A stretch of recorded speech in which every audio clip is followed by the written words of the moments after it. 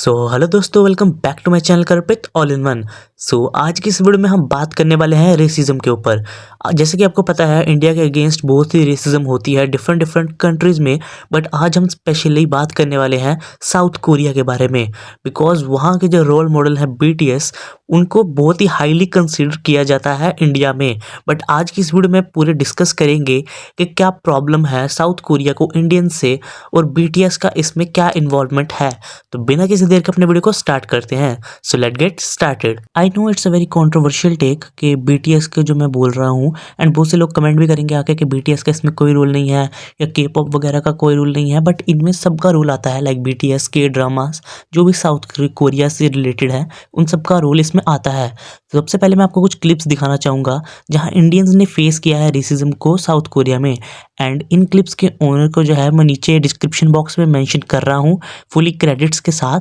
And अगर आपको तब भी कोई प्रॉब्लम है तो आप मुझे मैसेज कर सकते हैं, आपकी क्लिप मैं रिमूव कर दूंगा। तो सबसे पहले आप क्लिप्स देखिए कुछ। इतनी हेट्रेड, इतनी नफरत दिखी। मतलब रोड पे बैनर लगाया कि इंडियंस और पाकिस्तानियों को अलाउ नहीं करते। हम किसी भी क्लब में हमें एंट्री नहीं मिली क्योंकि हम इंडियंस थे। यहाँ किया मोटर्स ने अपना एक बड़ा प्लांट लगाया है। अंदर कुछ 4-5 रेस्टोरेंट्स हैं, जिस उन रेस्टोरेंट्स में केवल कोरियंस को जाने की इजाज़त है, इंडियंस को जाने की इजाज़त नहीं है।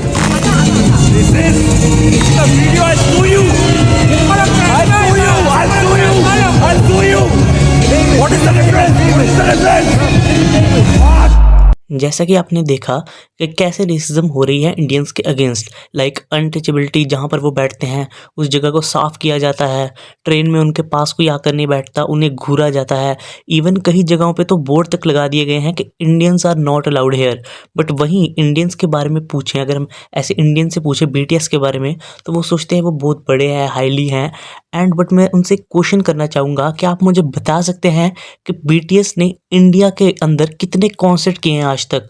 उनकी इतनी ऑडियंस है इंडिया से, उन्होंने आज तक कभी भी टेक लिया इसके अगेंस्ट कि लाइक उन्होंने अपनी कोई इंटरव्यू में या अपनी कोई स्पीच में या कोई भी अपने कॉन्सर्ट में इस बारे में टॉपिक पे बात की हो जो भी रेसिज्म हो रहा है इंडिया के अगेंस्ट।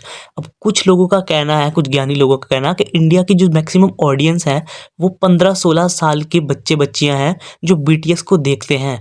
एंड उनकी वजह से उनके मार्केट वैल्यू पे इतना असर नहीं पड़ता जो कि इंडिया को वो कंसिडर करे।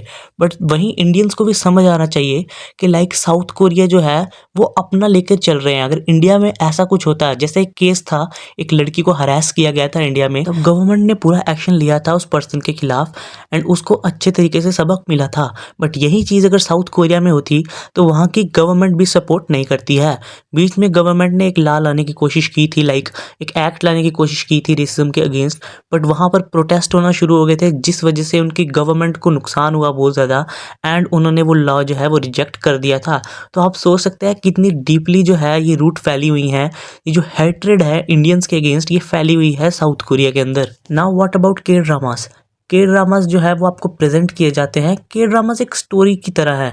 बहुत से इंडियंस बच्चा बच्ची जो हैं, लाइक जो 16 साल की लड़कियां हैं मैक्सिमम, जो कहते हैं BTS आर्मी है, ये है वो है। आर्मी में इतनी बता दूं, कंट्री की होती है आर्मी, कोई BTS आर्मी नहीं होती।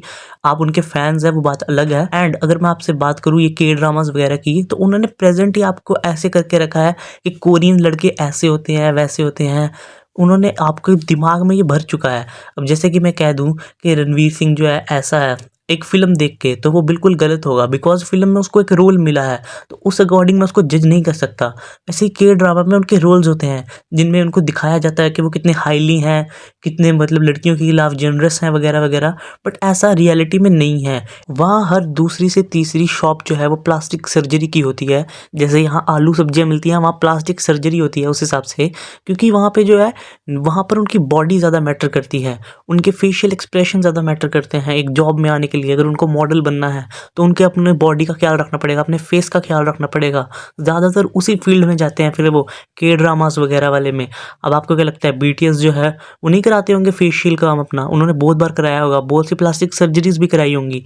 बट अब मैं इस टॉपिक पे ज़्यादा बोलूँगा नहीं, बिकॉज यहाँ मैं BTS की बुराई नहीं करने आया, मैं टोटली टेक लेने आया हूँ साउथ कोरिया पे। एंड इतना ही कहूँगा कि मैं इंडियंस को कि समझ जाओ अभी भी टाइम है। ये अच्छा है कि तुम किसी आर्टिस्ट को फॉलो कर रहे हो, बट उनके पीछे पागल हो जाना बिल्कुल ऐसा बिल्कुल सही नहीं। मैंने बहुत से पोस्ट देखे हैं जहाँ पर भी कोई इंसान समझाने की कुछ कोशिश कर रहा होता है BTS के रिलेटेड, लाइक कि बीटीएस ऐसा कर रही है वैसा कर रही है। वहाँ 15-16 आके मतलब बच्चे आ जाते हैं, निब्बा निब्बियाँ मैसेज करते हैं, नहीं बीटीएस तो हमारे ये है, मैं सातों से शादी कर लूँगी। ये वो बहुत क्रिंज हरकतें हैं, छोड़ दो ये सब। अपना इंडिया को सबसे पहले प्रेफरेंस दो, बिकॉज तुम एट द एंड इंडियन हो और इंडियन आर्मी ही तुम्हारी मदद करने वाली है। कल को आके वो तुम्हारे लिए कोई टेक नहीं लेने वाले।